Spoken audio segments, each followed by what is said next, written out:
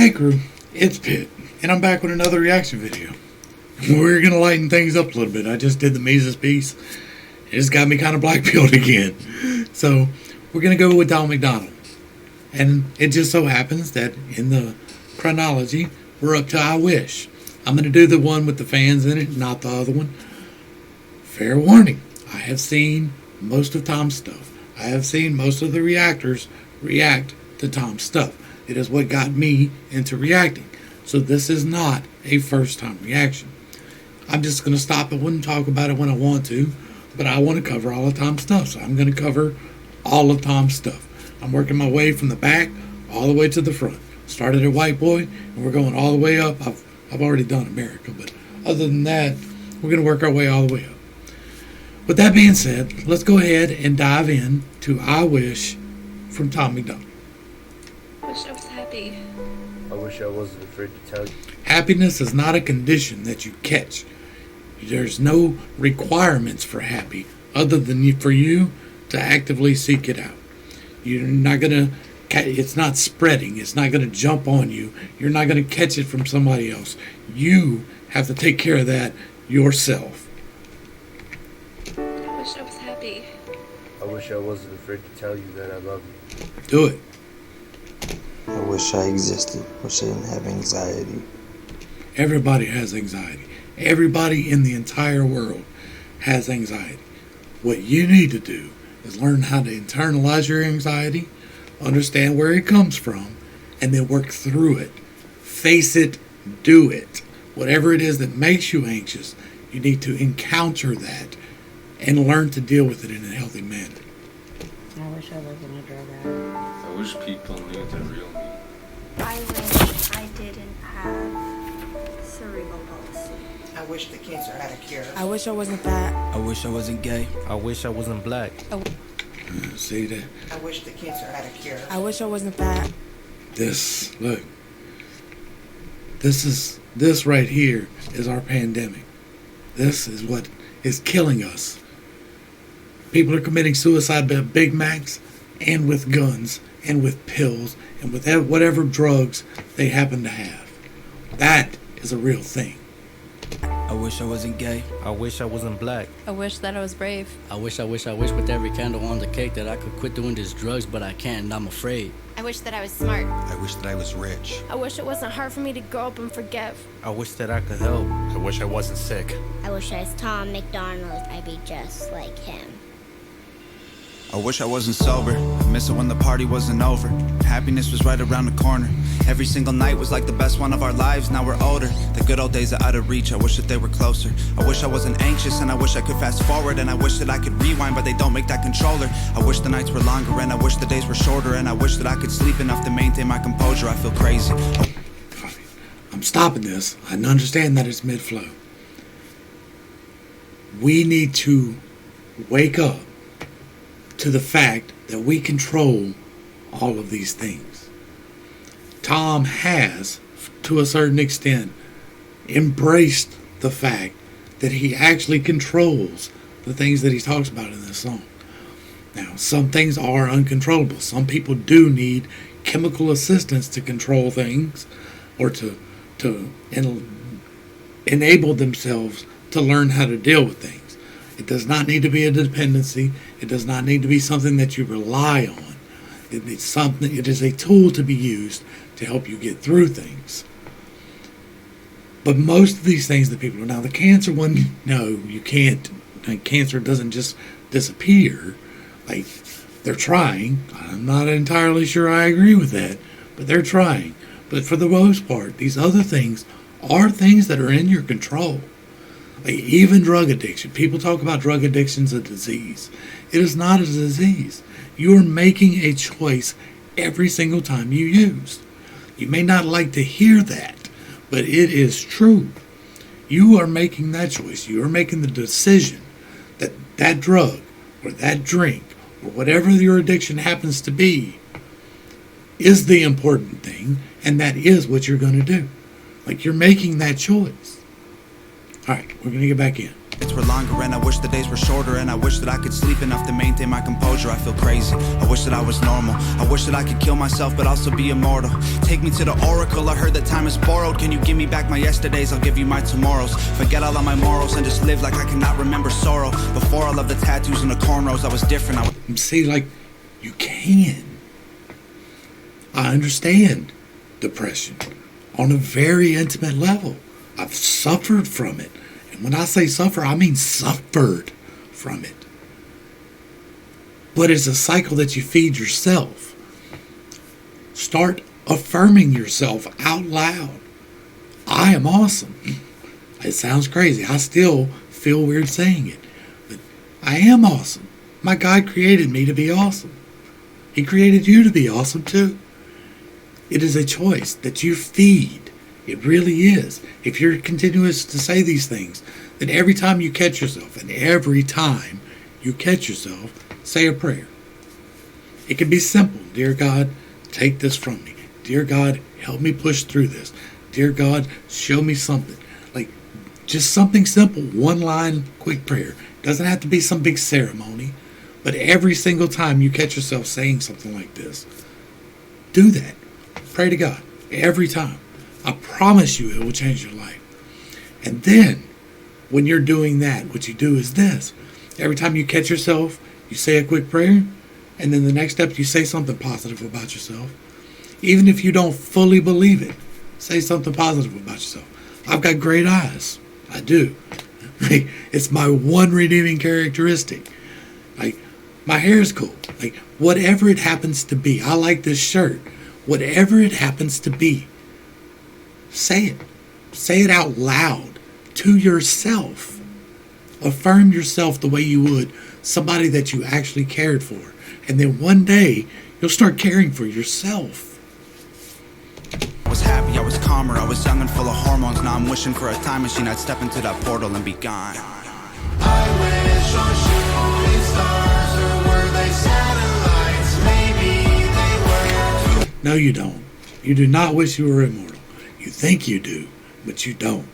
That would be the most miserable ass life. I believe that. Nobody has no fear. Bravery is not the absence of fear. It is how you react in the face of it. That is what bravery is.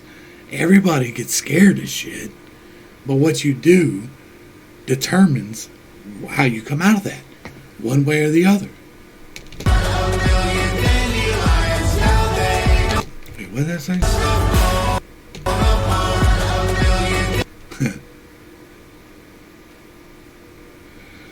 Yeah, that would be nice. That's one I can't change on my own. I don't know the story here.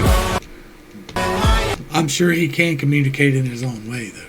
Like, that's not to take away from whatever the situation is at all. Like, he could be fully nonverbal, and like ALS, like, that's a real thing. So I don't know. I wish I didn't care about the day that I'd be buried. Used to live like I was ready for it, always in a hurry. Now I'm worried, all my memories are blurry. I'm just barely turning. You do, brother. You do matter. Like, if you ever see this, know that you matter. I love you. And I've never met you. I've never seen you personally. Like, I've never stopped the video like this before. I never paid attention like this before. But I love you. Like this guy right here in particular. Every one of these people, I love you. Every one of you. 30 and the voices. So you got at least one guy in your corner out there somewhere.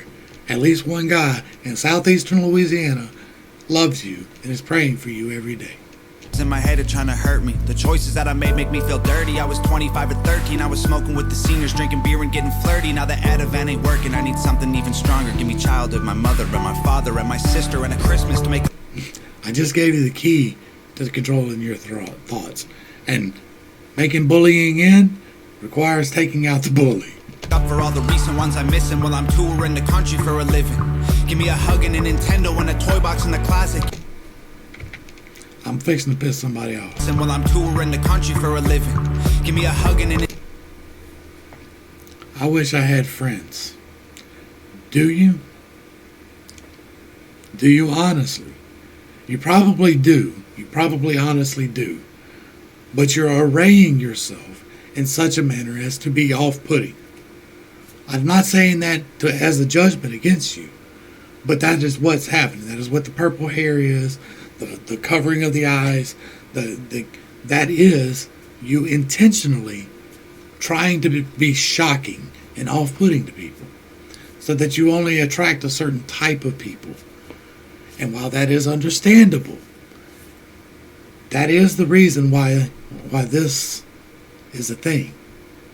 Like, this decisions you make, you're not entitled to anyone's time. You're not entitled to anyone's anything. The only thing you're entitled to is respect from someone else.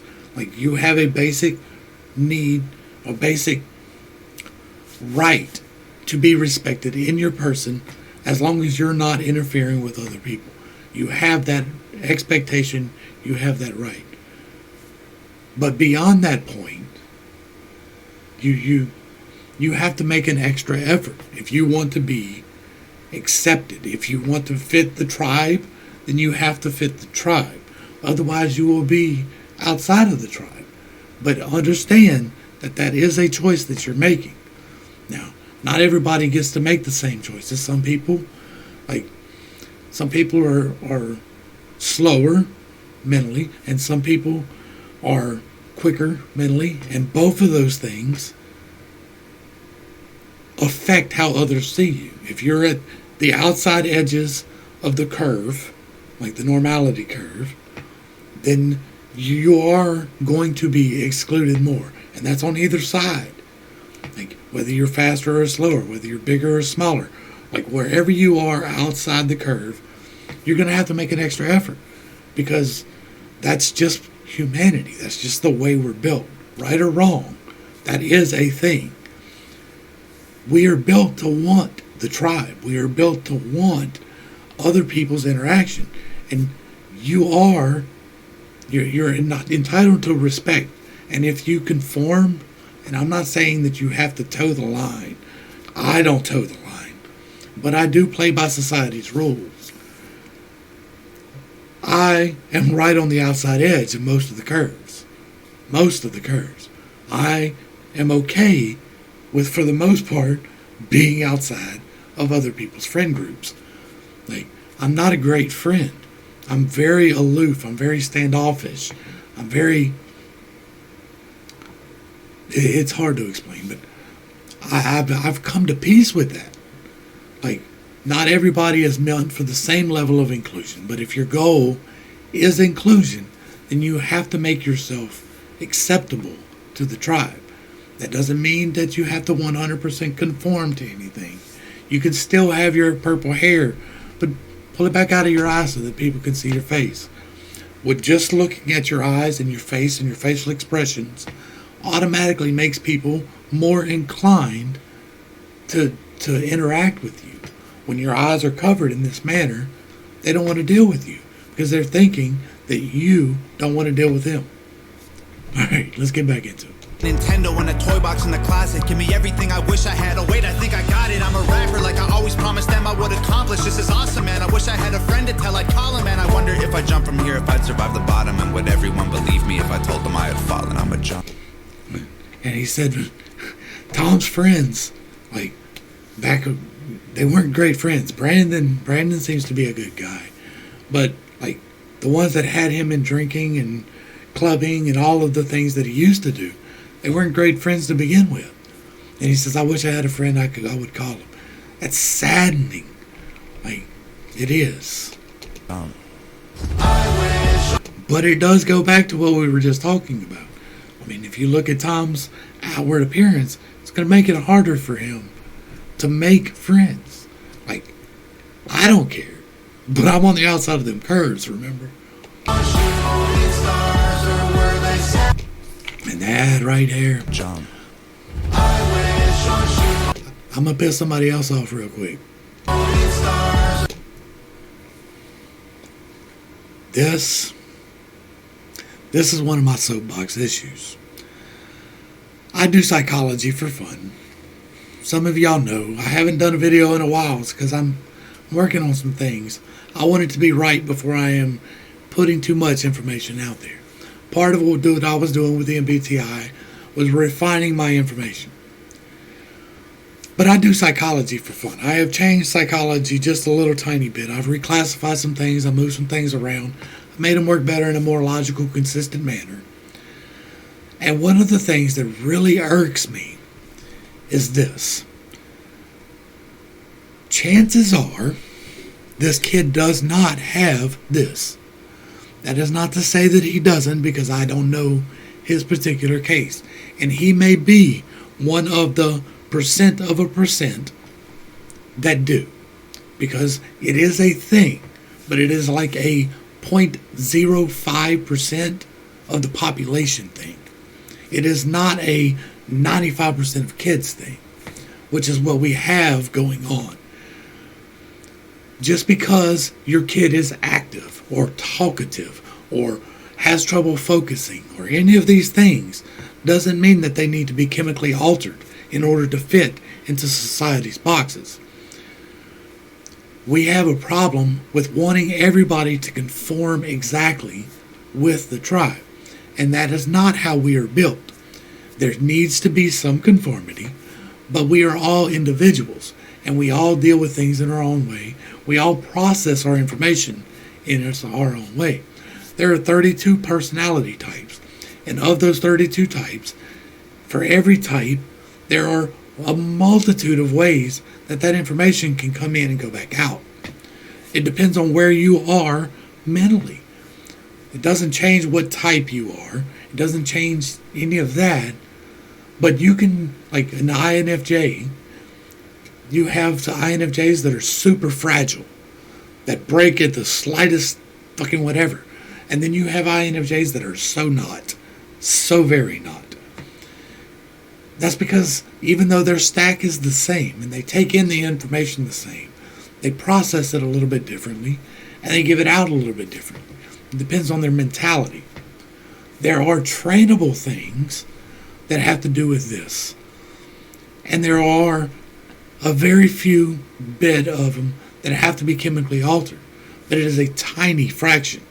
We are giving kids amphetamines and telling them that they have a disease when they just have energy, or they're just informative, or they have non-issues that you as a parent don't want to deal with. So you take them to the doctor and get them medicated. That is a fucking epidemic. It is a fucking problem, and it pisses me the fuck off. Alright, I'm gonna get off my soapbox now. The only way to do that is to go through them.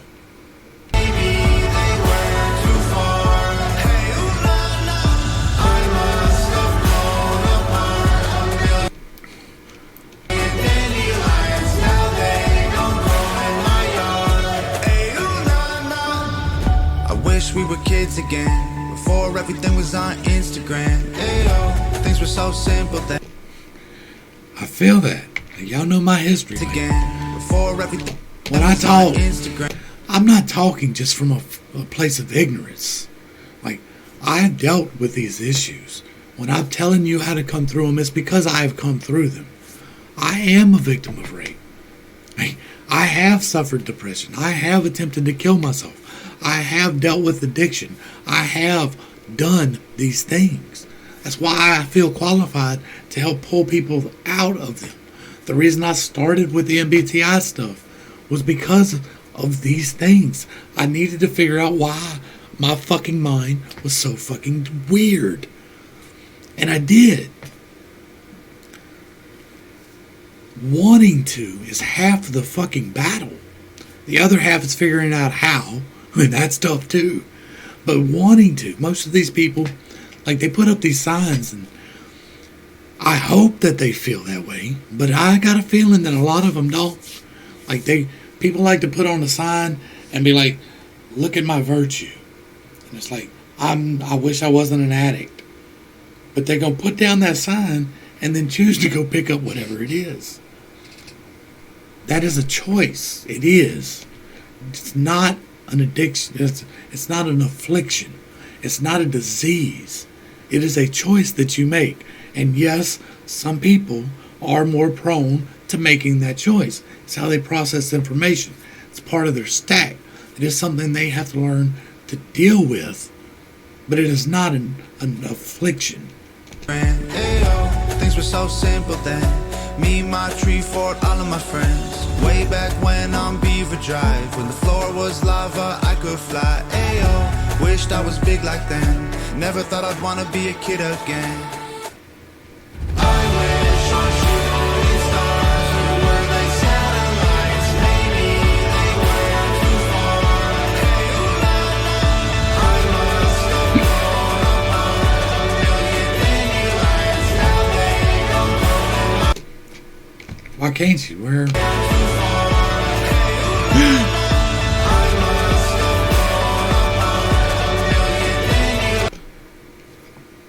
Where are you at? Like, is there still places where you can't?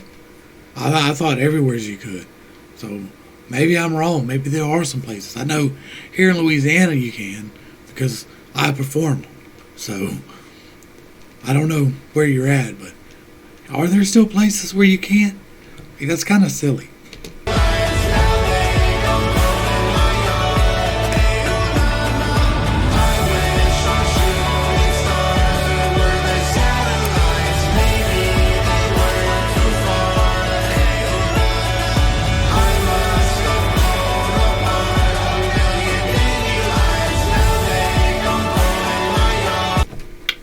Bet.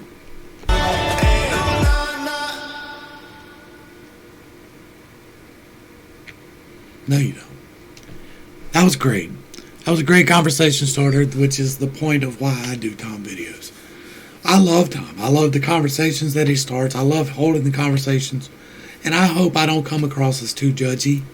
Like, I am, though. I am a little bit judgy because I have come through all of these things. I know what I'm talking about, y'all. When I talk, I am not just pulling things out of my ass.